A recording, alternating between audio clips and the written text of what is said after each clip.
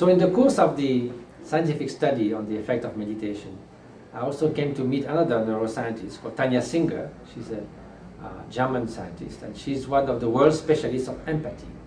Empathy is the faculty to resonate with others' feeling. If someone comes with a big smile, oh, you start smiling. If someone suffers, you feel some of the suffering. And it turns out, if you study the brain, that empathy with suffering, for instance, if you really empathize with someone who is suffering, the area that registers suffering in the brain is activated in the same way, in the same area that the person who is suffering. So it is real suffering. What happens? If you are a caregiver, whether a nurse, a doctor, taking care of ailing patients, of your old elderly parents, if you constantly resonate with them, it's a challenge. It can be a kind of a burden. And if a nurse, for instance, the patient might cure or die, but he's not going to be usually sick for 20 years. But if for 20 years you have day after day to suffer with the patient, then understandably it's sometimes too much. It's called the burnout. Some people call compassion fatigue. Or some people, they say, oh, I have to warn myself.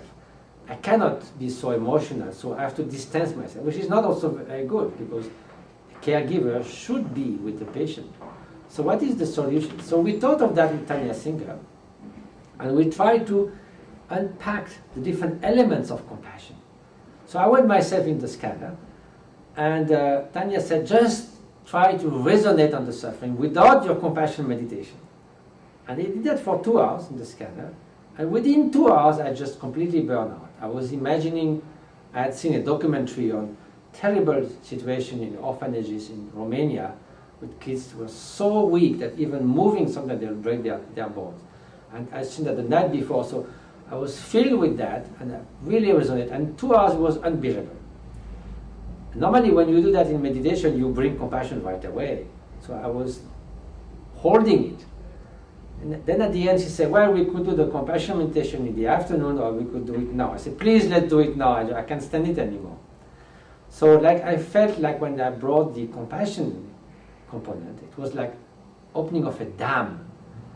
I feel that every atom of suffering now is soaked with an atom of loving kindness. Instead of feeling uncomfortable, not knowing how to handle that suffering, I feel like embracing. Completely different. And in the brain also, complete change. Many areas that has to do with empathy, distress, with fear, with pain, were gone. And you could see the perception of others suffering, but with a lot of wholesome feelings at the same time. So we got the idea together that there's no such thing as compassion fatigue, but only empathy fatigue. And that stand-alone empathy, just empathy, leads to burnout. But if you have empathy within the vaster sphere of loving kindness and compassion, then you have the whole buffer of this compassion that prevents all the negative effect of feeling the other suffering. And I think that has tremendous potential, helping caregivers to train in arousing more of that loving kindness. And you see some nurses who are naturally very, very, motherly and affectionate, and usually they don't burn out because they have these resources of compassion, that pool of compassion. But that can be trained. And the other studies on meditation and neuroscience have shown that those qualities can be trained. So I think this is a wonderful way that possibly meditation could contribute something to society in collaboration with science.